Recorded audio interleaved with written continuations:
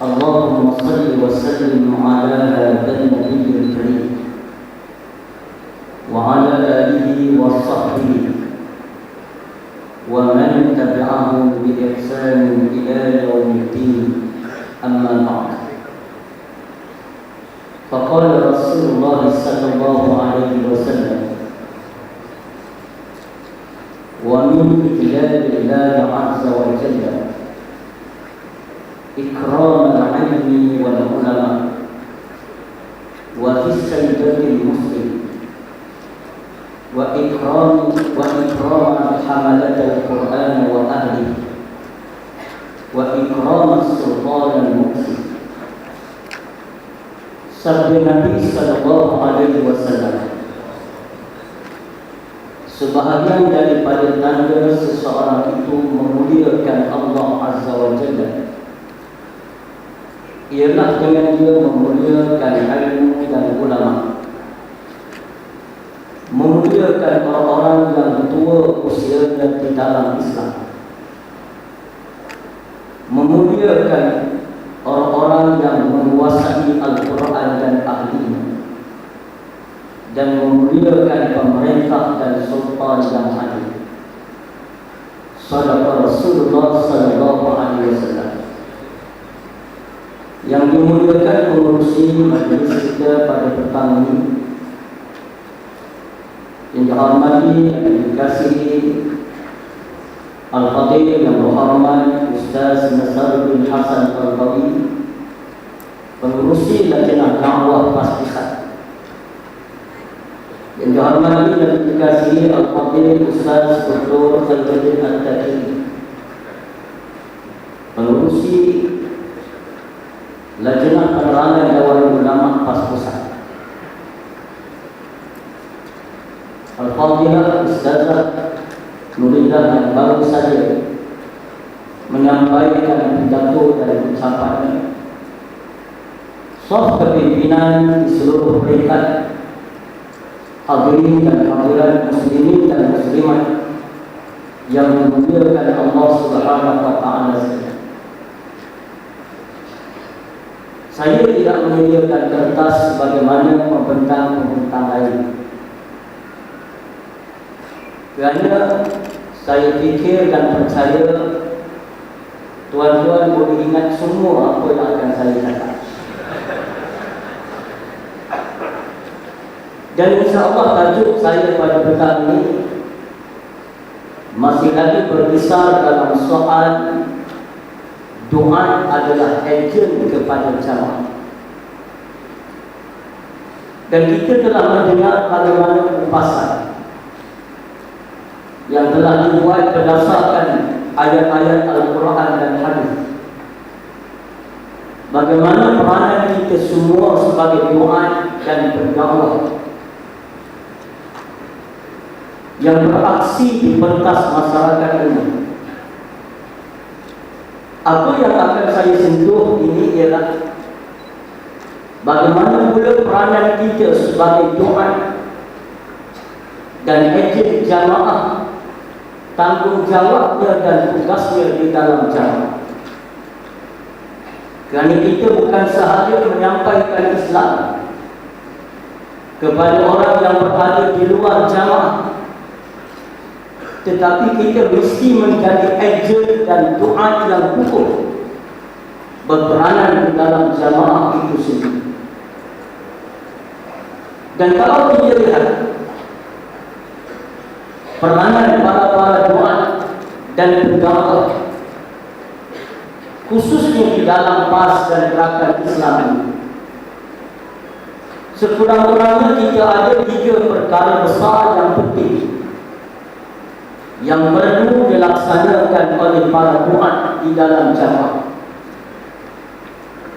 Dan ini sebagai tanda kecintaan kita kepada jamaah,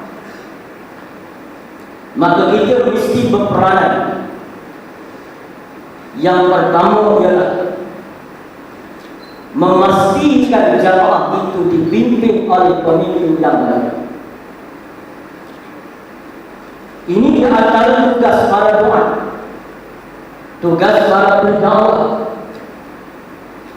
Bila kita lihat tanggungjawab kita ke dalam jamaah, antaranya yang paling penting ialah memikirkan bagaimana kepimpinan Islam dan jamaah ini di masa-masa yang akan datang. Sekadar memikirkan dakwah tapi tidak memikirkan dai dan pemimpinnya, kita tidak akan sampai ke mana. Kerana ini menjadi sunnah para rasul-rasul dan nabi-nabi. Mereka bukan sahaja berdakwah kepada kaum yang menyampaikan risalah Islam, tapi mereka sentiasa memikirkan siapa yang akan mengganti mereka dalam saf kepimpinan, supaya jemaah sentiasa terpelihara daripada sebarang unsur-unsur penyelewengan dan kesilapan. Ini dapat kita lihat di dalam doa para nabi-nabi. Antara Nabi Zakaria alaihissalam, apabila menyadari dalam usia yang tua belum ada zuriat dan tertarik melihat bagaimana kebaikan salihahnya Maryam, lalu Nabi Zakaria berdoa kepada Allah. Hunalika da'a Zakaria rabbahu qala rabbi habli min ladunka dzurriyyatan thayyibah. Di sana Nabi Zakaria berdoa, wahai Allah, kurniakan daripada sisimu kepadaku seorang zuriat yang baik.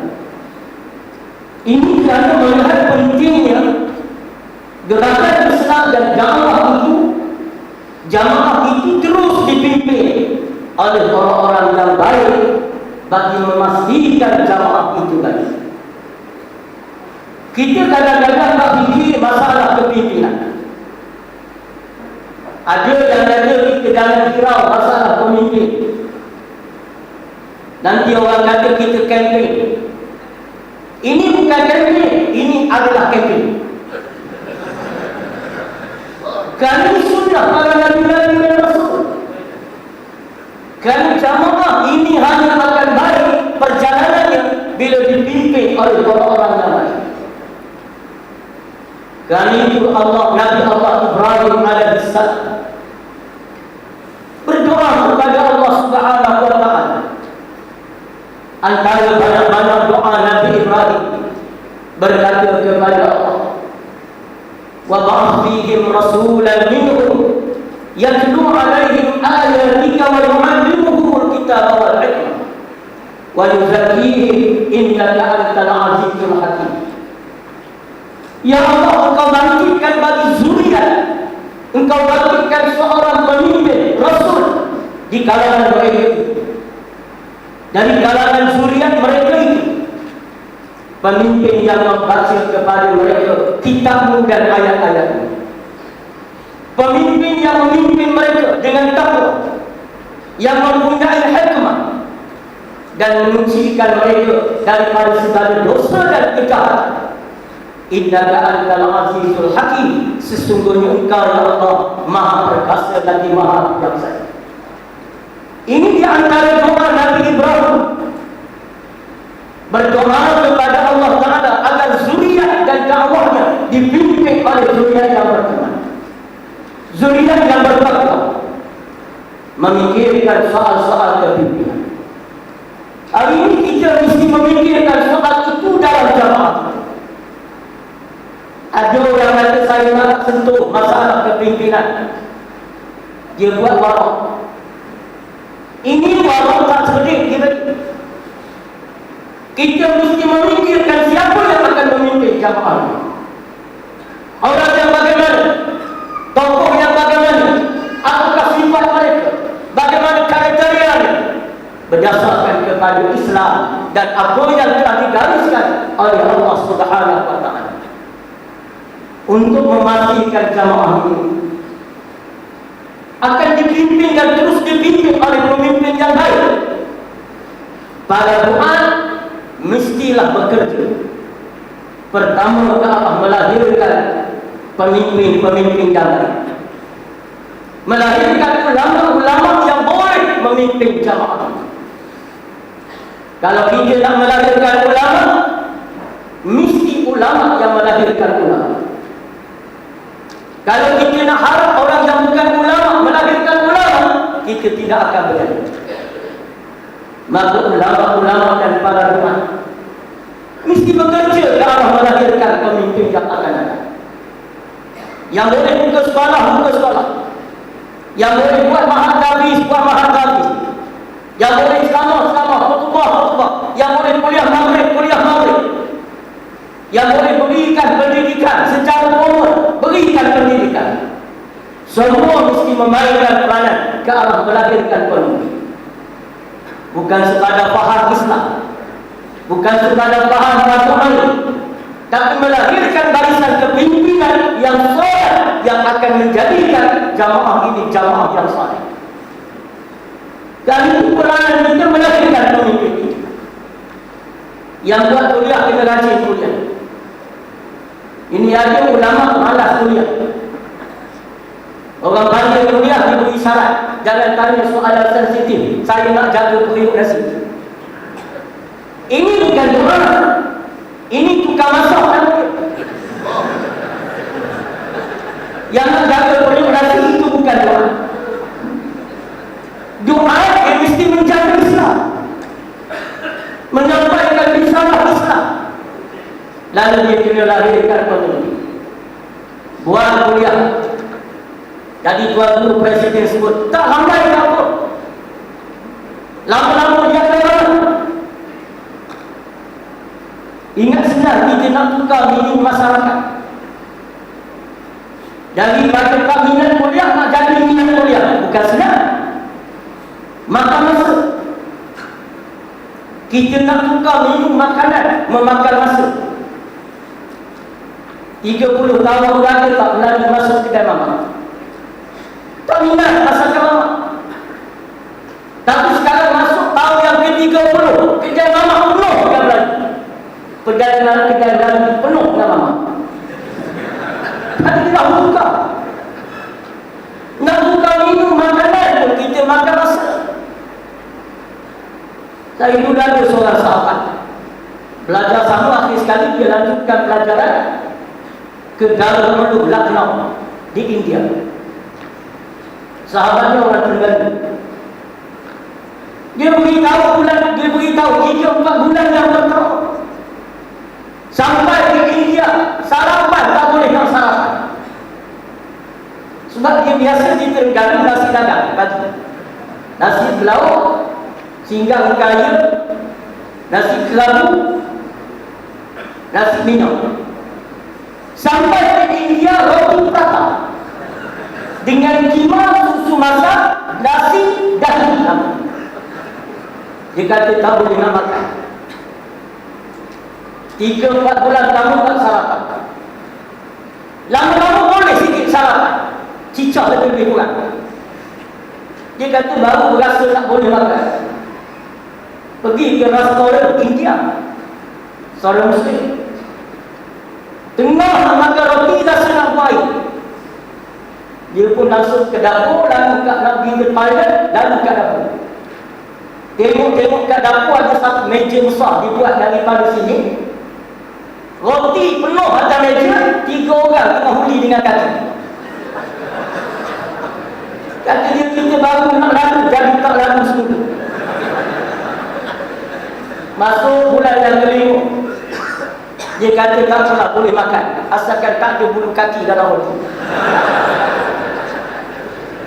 Masuk tahun yang pertama, yang kedua boleh makan. Okey, maka masa 2 tahun waktu kami balik bercuti ke Terengganu, masuk tahun kedua. Bangun pagi tak lalu nasi dagang, nasi belauk tak lalu, nasi dagang tak lalu. Akhir sekali tanya orang, mana ada roti jupaya? Orang Terengganu kata ada kat kedai bulu. Kedai bulu, order roti, alhamdulillah ada roti. Makan semulut rasa tak sedap. Dia panggil tuan kedai, tuan, cik datang sini. Saya nak tanya, cik boleh dengan tangan dengan kaki roti? Kata dia, okey, dia ada mana?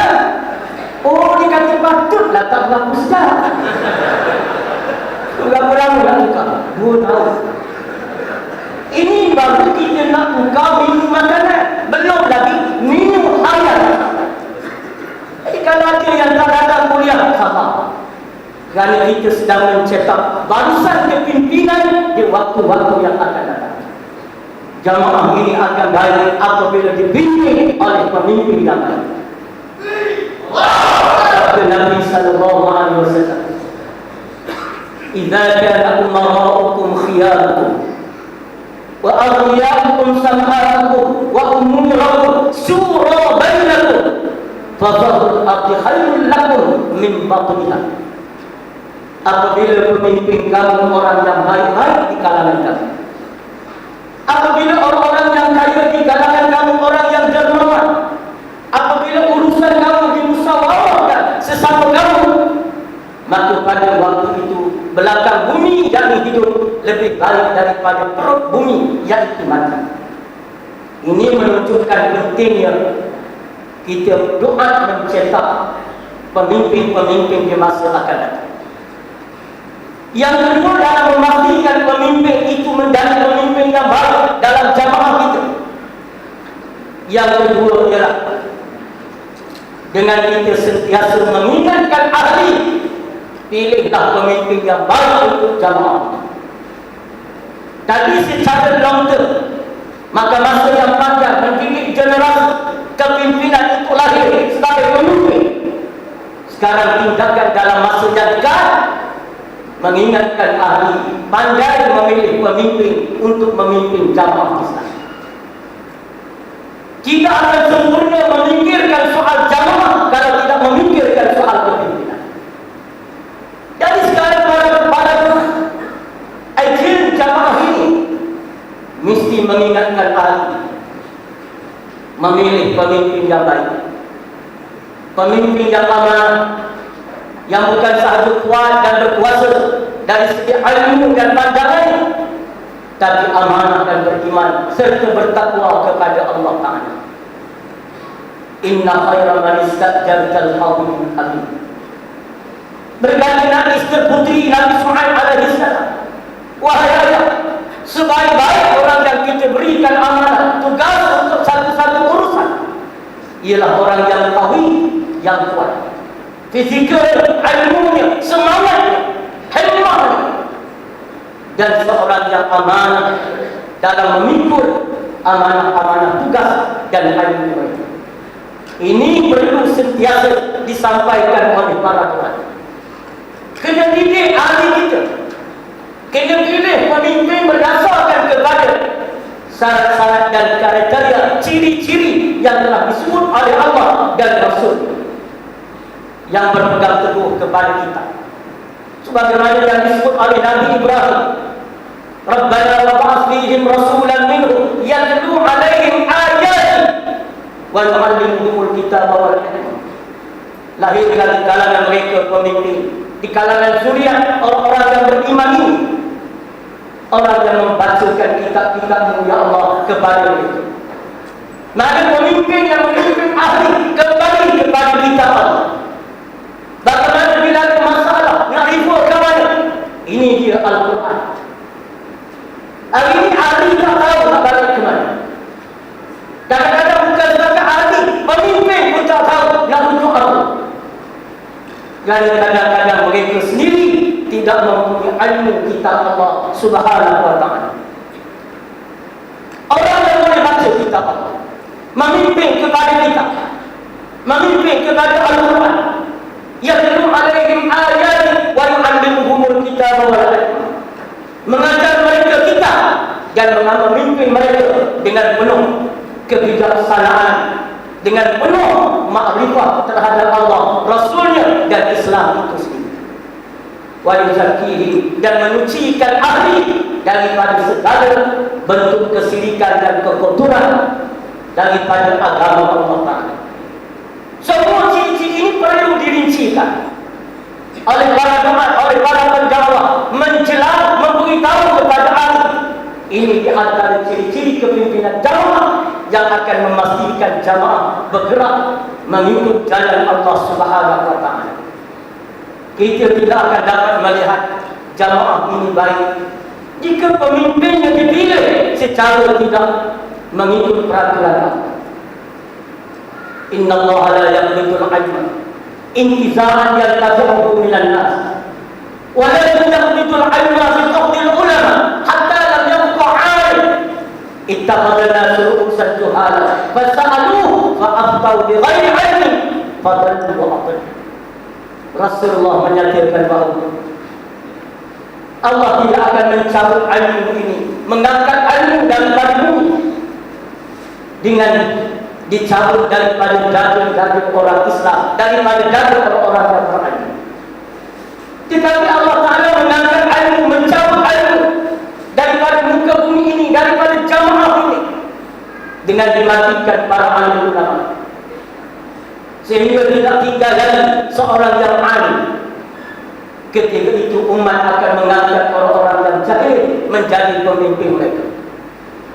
Bila dah tak ada orang alim, dan tak dibentuk, tak dilahirkan para ulama, yang ulama itu mati, yang tak ulama malah mati, akhir sekali tidak ada ulama. Bila tidak ada ulama, masyarakat mengangkat orang-orang jahil menjadi pemimpin mereka. Bila jadi pemimpin, fasa'alu, lalu dia ditanya, fa'aftau bi ghairi ilmi, lalu dia berfatwa tanpa ilmu. Bila dah jadi pemimpin, ilmu tak ada, tapi bila disoal dia pun jawab. Sebab dia ada jenis pemimpin, dia tak boleh nampak mikrofon.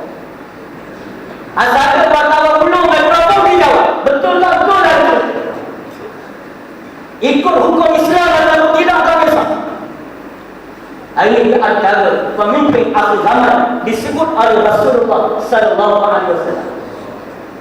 Apabila lahir pemimpin begitu, maka dia sesat dan menyesatkan orang lain. Ini yang kita nak jaga jamaah kita. Yang memastikan jamaah ini baik-baiklah pemimpinnya, maka melahirkan pemimpin itu adalah tugas besar yang ada di kalangan para umat, supaya jamaah ini sentiasa menjadi jamaatul rahmah, menjadi jamaah yang rahmat daripada Allah Subhanahu wa ta'ala. Ada 10 minit, saya jaga setengah jam, sejam lagi. Baik, di antaranya Allah Ta'ala, Nabi sallallahu alaihi wasallam sebut tentang kepimpinan yang akan datang. Oleh kerana itu doa mesti memiliki sifat sentiasa memberitahu ahli bagaimana pemimpin yang akan datang. Yang kedua, tugas para doa sebagai ejen dalam jamaah ialah menjaga jamaah ini supaya sentiasa bergerak dalam landasan syariat Allah Subhanahu wa ta'ala, bergerak mengikut syariat Allah, jangan keluar daripada takungan syariat Allah. Kerana jamaah ini akan menjadi jamaatul rahmah apabila ada 3 perkara. Bila kita dapat kekalkan 3 perkara dalam jamaah ini akan menjadi jamaatul rahmah. Yang pertama ialah jamaah ini mesti mendukung aqidatus salimah, akidah yang betul. Bagaimana nak memastikan jamaah ini dengan akidah yang betul? Tidak lain dan tidak bukan peranan para doa dan peranan para pendakwah dalam jamaah. Doa inilah yang perlu sentiasa terjaga. Bina akidah yang salimah, yang sahih, yang baik kepada jamaah ini. Jangan biarkan ahli mengambil izin-izin sesat. Jangan biarkan ahli mengambil aliran-aliran pemikiran yang sesat daripada aliran Islam. Doa mesti sentiasa terjaga, berwaspada daripada akidah sesat dalam berbagai fasa kehidupan umat. Dulu sesat Mu'tazilah Baghdad, fasa kedua sesat sekularisme, pragmatisme, sosialisme, fasa yang ketiga sesat Islam liberal, Islam plural dan sebagainya. Doa di dalam jamaah ini kena ceramah. Jangan biarkan ahli mengambil ajaran sesat, walaupun mereka bukan pengikut ayat. Tapi bila mereka mengaku izan-izan yang sesat, mereka sesat. Dan jamaah ini tidak akan berjaya jika mempunyai pemimpin dan golongan yang sesat akidah. Inna Allah Ta'ala tayyibun wa la yaqbal illa tayyiban. Allah itu baik dan dia tidak menerima melainkan jamaah yang baik. Jamaah yang baik bermula dengan akidah yang baik dan akidah yang betul. Ini kadang-kadang bila ulama cakap, hati-hati, dalam jamaah ada berbagai fikra. Ada yang mencemooh ulama. Ulama itu tak habis-habis tradis, tak habis-habis prasangka. Perkara yang kita ingatkan 3-4 tahun lepas berlaku pada tahun ini, membuktikan bahawa perlunya pembersihan akidah dan fikrah di dalam jamaah. Siapa yang nak memainkan peranan itu? Kalau bukan para ulama, kalau bukan para pendakwah, maka bersihkan jamaah. Yauma la yanfa'u malun wala banun illa man ata Allah biqalbin salim. Hari yang tidak memberi manfaat harta benda yang banyak dan anak pinak yang banyak, kecuali orang yang datang kepada Allah membawa hati yang sejahtera, ais salimah min asyirki, suci daripada syirik kepada Allah Taala. Yang kedua, kita kena jaga jamaah supaya jamaah sentiasa dalam keadaan muwafaqah bisunnah. Gerakan kita, pendekatan kita, uslub kita, makeup kita mestilah sentiasa menepati syariat Allah Subhanahu wa Ta'ala. Jangan duk sibuk nak menang apa mengingat sangat. Jangan duk wirid banyak sangat nak menang dengan tidak wirid membesarkan Allah dan Islam. Itu tak nak berlaku. Itu bukan bermakna kita tak nak menang, tapi kita mahu kemenangan yang Allah Ta'ala redha melalui jalan dan syariat Allah. Tuan-tuan percaya dan yakin, tidak ada satu usul dalam perjuangan Islam yang paling cepat dan dekat kemenangannya selain daripada usul Rasulullah SAW.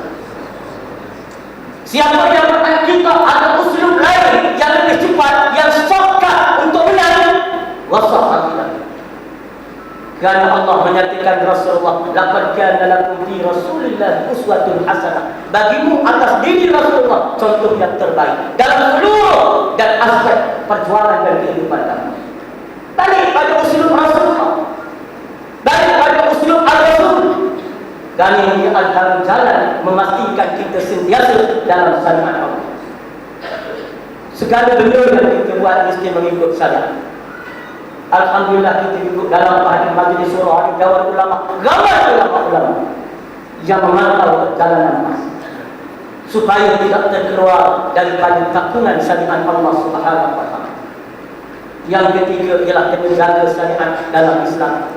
Al-ikhlasu billah, hendaklah ikhlas mata-mata kerana Allah. Melengkapi ketiga-tiganya itulah maka kita telah menjaga jamaah. Jaga akidah yang betul, syariat yang sempurna dalam neraka, dan ikhlas dalam menggerakkan perjuangan tidak lain dan tidak bukan mencari keredaan Allah. Dan akhir sekali tugas para jemaah yang ketiga ialah mendidik ahli agar siqah wala kepada jamaah dan pimpinan. Siapa yang nak didik pimpin, nak didik rakyat ahli supaya wala kepada pimpinan kalau bukan para jemaah, kalau bukan para pendakwah yang memahami masalah bai'ah, masalah wala, masalah fikrah, masalah jamaah, masalah jamaah. Kalau kita yang tidak memahami fikrah gerakan Islam ini, tidak mendidik rakyat ahli, ahli tak tahu apa dia surah, ahli tak tahu apa dia wala, ahli tak tahu apa dia mana amanah, apa dia bai'ah, ahli tidak tahu. Maka kita lah yang akan mendidik mereka supaya memberi wala kepada kepimpinan, supaya memberikan kepercayaan kepada pimpinan dan tidak membelakangkan pimpinan dan tidak mendahului pimpinan, tak beri salam sebelum tu imam beri salam. Ini sekarang kita tak tahu. Kadang-kadang yang tak tahu pun mereka tidak beramal dengan dia. Berikan adab yang baik kepada pimpinan, jangan mendahului mereka. Kali ini adalah ajaran Rasulullah sallallahu alaihi wasallam. Usikum bi taqwallah azza wa jalla, as-sam'a wa ta'ah. Fa inna amara 'alaikum 'abdu, fa innakum man ya'ish minkum fasayara ikhtilafan katsira. Fa 'alaikum bi sunnati wa sunnati al-khulafa'i ar-rasyidin al-mahdiyyin. Addu 'alaiha bin nawajis wa iyyakum muhdatsatil umur. Likulli bid'atin dhalalah. Aku berpesan kepadamu, bertakwalah kepada Allah Azza wa Jalla. Dengarkan Allah. Walaupun kamu dipimpin oleh seorang yang bekas kamu, jika kamu sempat hidup dengan satu zaman, kamu akan dapati ketika itu berlaku ikhtilaf yang sangat banyak. Bila berlaku ikhtilaf itu, hendaklah kamu kembali kepada sunnah. Kembali kepada sunnah ulama ar-rasyidin yang mendapat bimbingan daripada Allah. Didiklah sunnah Rasulullah dengan geraham, dan jaga-jagalah, kamu akan dapati sesuatu yang baru dan sesuatu yang bid'ah itu sesat. Ini pesanan Rasulullah sallallahu alaihi wasallam agar kita bila berada dalam apa-apa kemelut, bila berada apa-apa krisis yang berlaku dalam jamaah, kembali kepada sunnah Rasulullah sallallahu alaihi wasallam. Maka apakah sunnah Rasulullah? Rasulullah sallallahu alaihi wasallam berpesan, "Isma'u wa ati'u. Fa in ta'amara 'alaikum wa in istamara 'alaikum 'abdun habsiyun ka'anna ra'sahu zabibah." Dengarlah kamu sekalian dan taatlah. Sekalipun kamu dipimpin oleh seorang hamba daripada habsi yang rambutnya keriting bagaikan buah anggur yang kering. Ini pesanan daripada Rasulullah sallallahu alaihi wasallam. Maka mari saya ulangi 3 perkara. Walaupun tuan-tuan semua dah hafal dan ingat semua, tapi saya nak ulang. Yang pertama, tanggungjawab Jumaat di dalam jamaah ini. Yang pertama, pastikan kepimpinan jamaah dan lahirkan kepimpinan yang baik. Yang kedua, jaga dan pelihara jamaah ini agar tidak terkeluar daripada takungan syariat Allah, agar kita tidak dimurkai Allah. Dan yang ketiga ialah hendaklah mendidik ahli, mempunyai adab, mempunyai fikrah yang baik, memberikan wala kepada jamaah dan kepada pimpinan di dalam jamaah. Mudah-mudahan kita menjadi orang yang selamat daripada apa juga keadaan yang berlaku. Sekadar itu saja dapat saya sampaikan pada petang ini. Aku qauli hadza wa astaghfirullahal azim li wa lakum. Wassalamualaikum warahmatullahi wabarakatuh. Takbir.